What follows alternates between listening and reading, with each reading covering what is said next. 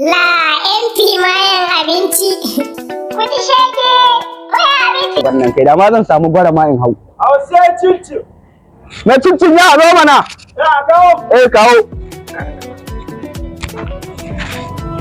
Assalamu alaikum. Ya, dalla ni ba ruwa zan sha ba kana ana jin ruwa kana kawo mana wani abu.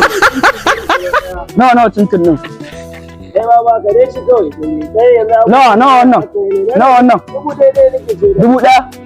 Amma kai ɓarawo ne ko? Yau ina sana'a kana ga mun ɓarawo. Ni za a ga na siya. Dubu ɗaya yake. Ga suya mini ga shiro in za ka siya. Na siya. Dubu ɗaya ko? Ani ma dan ci guda. A ci mana haba mutumi na aiki kawai. Ai irin ku mutanen kirki. Wallahi. Wallahi ko. To ya guda da ba kai ma amma dan rage.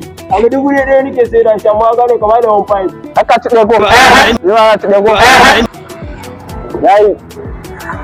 Ya ban gane yayi ba. Allah amma na koshi. Sai an jima. To kuɗin wa? Kamar ya. Okay ya ina kuɗin? Naira dubu ko? Dubu ɗaya, dubu biyu kenan ne da kai. Ka ci ɗaya. Na ci ɗaya. Sai ka ci yayi.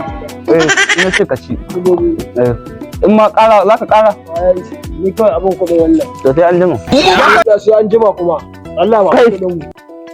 Kamar ya ba kuɗi. Allah ba mu kuɗin mu ana. Allah. Jiya ake yi ne. A cikin riga ina iya yi don bar kai. In kyauta ake ba da haka ne shi ne yaro. Da ni sai ka mun kuɗi. Kai. Wai dama biya ake. Da ni sai ka mun kuɗi. Na naira dubu nake sai da shi. Barawo ne kai.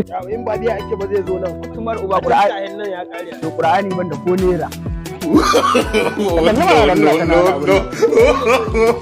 No.